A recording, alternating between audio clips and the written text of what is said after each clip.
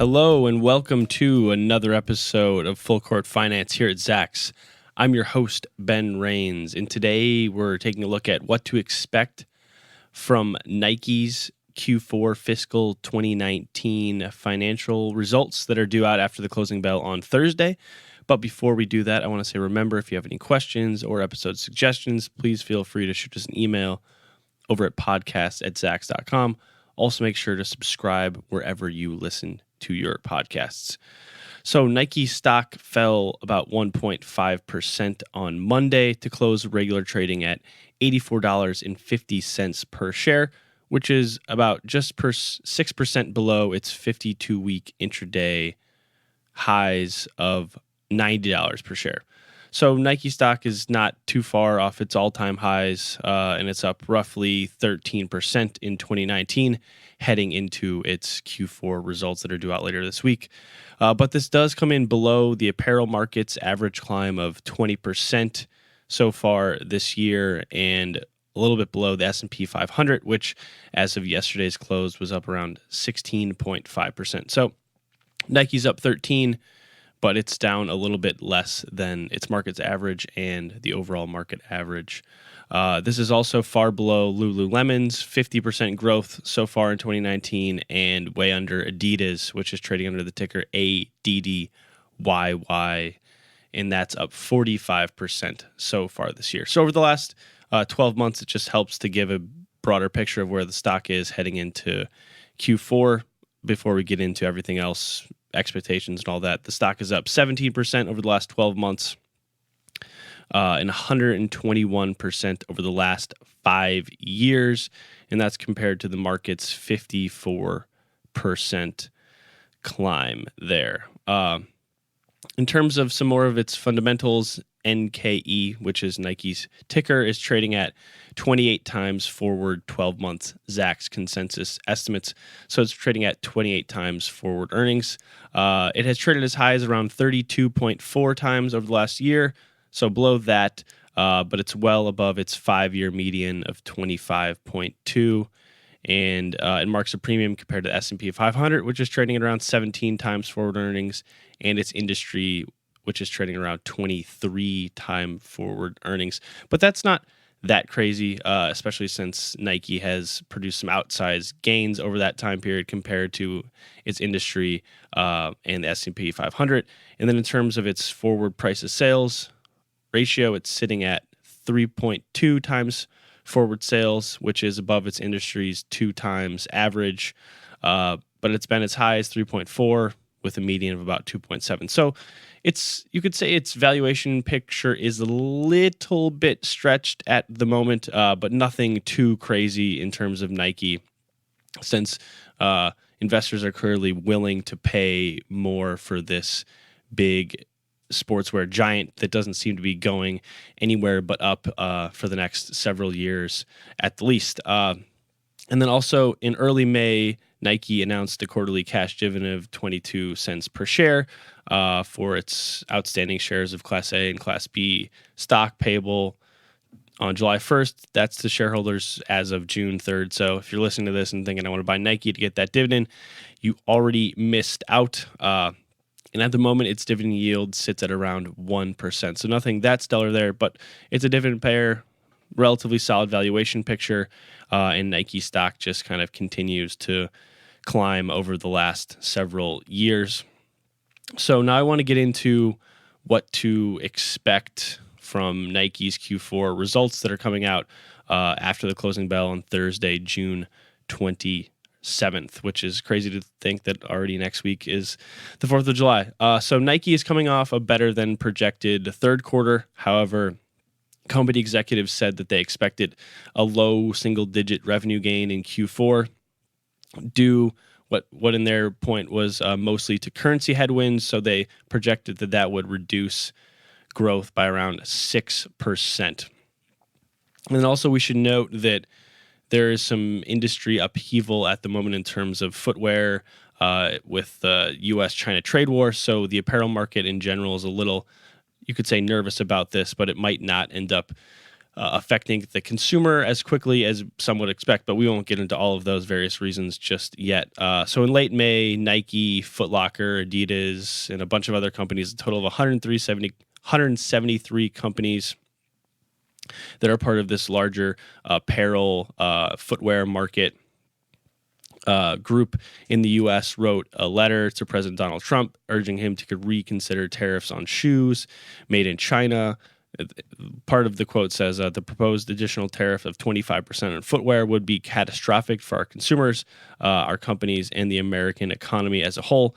And they go into a lot more reasons why. But as I said, it doesn't seem that at the current moment it will really affect consumers just yet, but we'll see how this all plays out. But I don't want to get into all of that at the moment. So on top of some of these broader concerns about currency headwinds and maybe some tariff concerns, Nike is entering its report as it faces maybe more competition than it has seen in recent years. This is coming from the likes of smaller brands like Lululemon. Adidas has now become, you could say, more of a Nike's peer on a global scale. You also have Puma growing. The Gap is rolling out its own athleisure brands. It now has its own men's line as well. But Nike is still really at the top of its game at this point. It's like other retailers. It's focusing on its direct consumer future, which is pretty much going to be digital. They're then rolling out their own stores. So they still have relationships with other big retailers, but in this Amazon age, Nike, like everybody else, is focused on their digital future.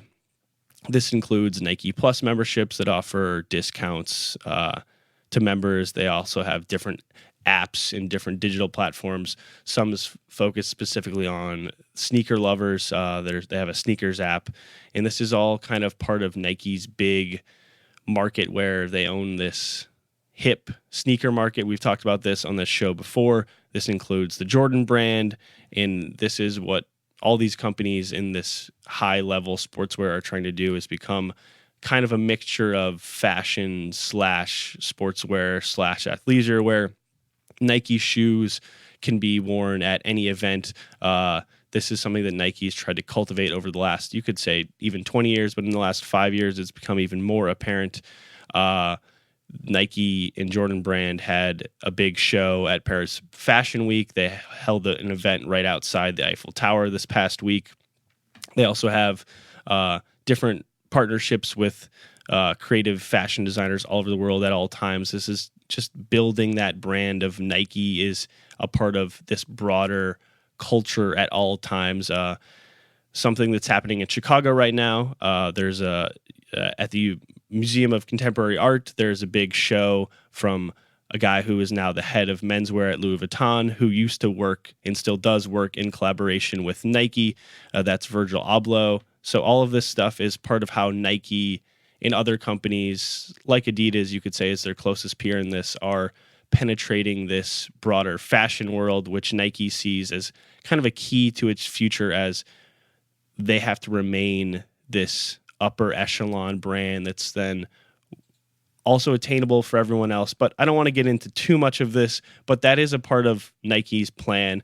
I'll get into more of that at the end about how they see them growing their brand in the future, sort of in perpetuity, with a plan that involves just controlling culture and cultivating the right people wearing the right things in the right places. And that's really how all of these brands like Nike, where you're really just paying for that Nike swoosh or whatever is on that particular Nike clothing, you're paying a big upcharge compared to any other brand that might not have that cachet, such as Nike.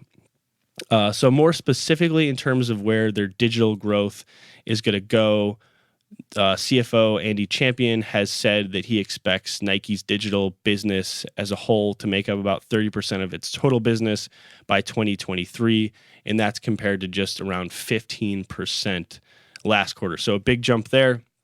And then, as I mentioned, they're trying to do their own big direct-to-consumer push in this Amazon age, but they're also still working with the likes of Dick's Sporting Goods and Foot Locker just on a more what they call a strategic basis. So now let's get into the exact outlook. So right now, our current Zacks consensus estimates are calling for the company's quarterly revenues to climb about 3.7% to 10.15 billion, which is down even slightly from last week's estimate. So analysts are expecting even a little less than they did just last week from Nike's Q4 results. For reference, last quarter, Nike's quarterly revenue climbed around 7%, and they also surpassed our Zacks consensus estimate, and that was also already down from 10% growth in the second quarter. So they had 10% growth in Q2. Our estimates are calling for around 3.7 top line growth this quarter. But as we should remember, Nike executives are saying that a lot of this downturn will be blamed on what they're calling a 6% currency headwind. So then at the bottom of the income statement, Nike's adjusted Q4 earnings are expected to slip actually 4.4% from the year ago quarter to 66 cents per share, which is also down slightly from last week's estimates. So both its top and bottom lines have been moved in the wrong direction just over the last week heading into its earnings report on Thursday.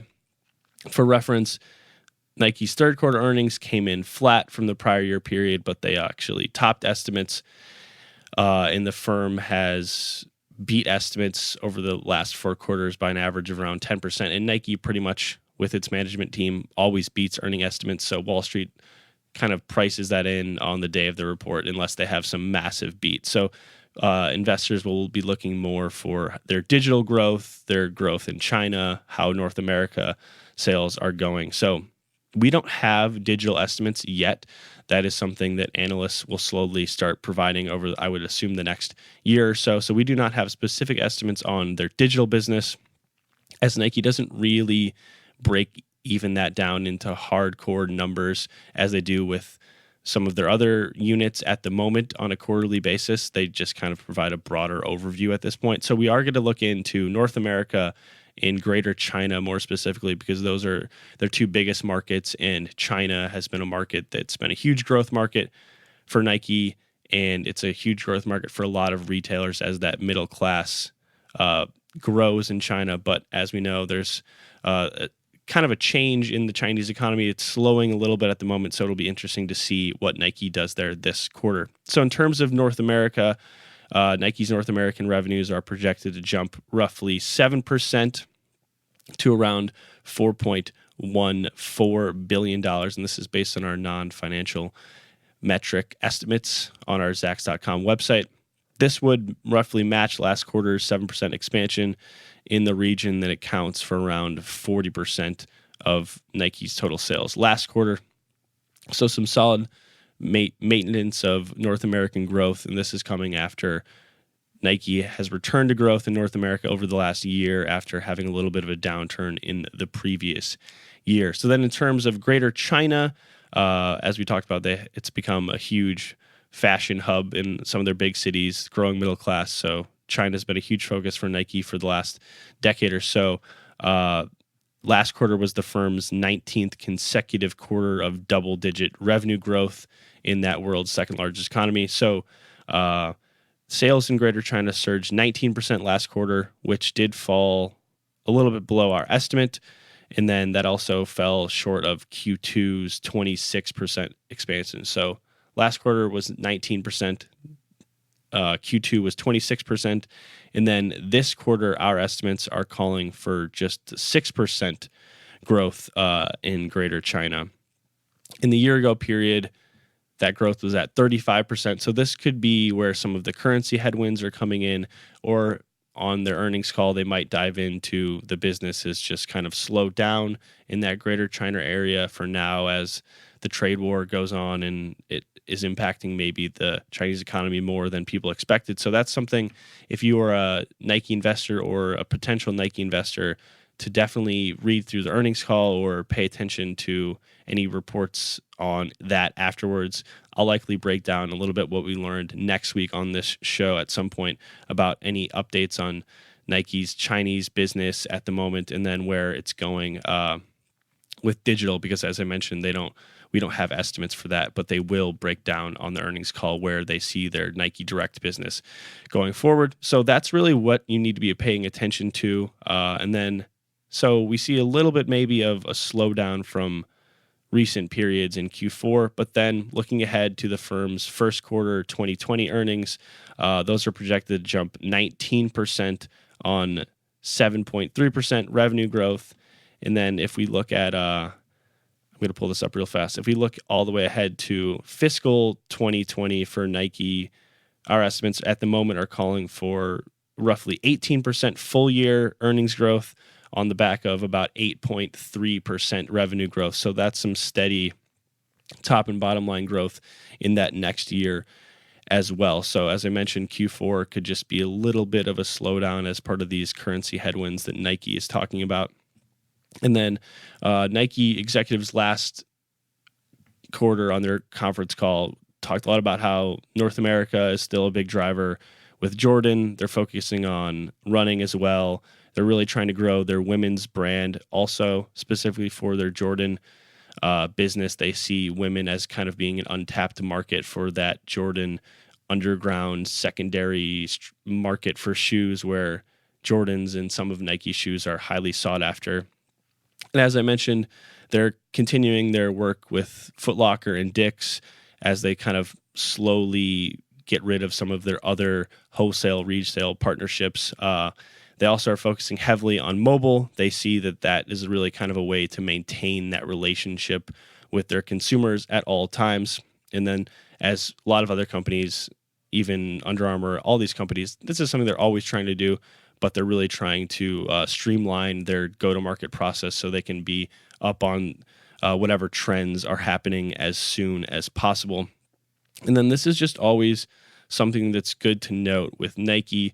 This is their real plan for everything they're trying to do, and that is to be front and center in 12 major cities around the world where they see this as fashion hubs that trickle down to the rest of the world. So whatever's happening in these 12 major cities that I'm going to mention here real fast at the end, if it works there, it's going to work everywhere else. And that's how they've been cultivating that Nike brand for the last several years, and how they plan on doing it going forward as they grow their direct-to-consumer business and push further into athleisure wear and continue this fashion integration push. And as we've mentioned so many times on this show before, they have a real big business in basketball and soccer, which are the two biggest global sports at the moment. So they also are not letting go of their core, we are a sports company. But these 12 cities, just for reference, are New York, London, Shanghai, Beijing, Los Angeles, Tokyo, Paris, Berlin, Mexico City, Barcelona, Seoul, and Milan. And that is where these key cities are expected to represent over like 80% of their growth through 2020. This is based on their own estimates. So this is where they see their business being built going forward. And it'll be fun to kind of watch to see how this plan evolves, if they continue to focus on these cities, if any of these cities change, if their business change. But as a whole, as I've mentioned, Q4, our estimates are expecting a little bit of a slowdown. Nike is saying that that's going to be based on currency headwinds, so we'll have to see what it actually comes down to on their conference call later in the week. But this is a company that is certainly worth paying attention to at all times, because Nike's not going anywhere, even though they have competition coming from maybe more angles than they ever had before. But make sure you tune into next week. This show will definitely break down what actually happened and then hit on some other topics as well. So that does it for another episode of Full Court Finance. Until next time, I'm your host, Ben Rains. And remember, if you have any questions or episode suggestions, please feel free to shoot us an email over at podcast@zacks.com.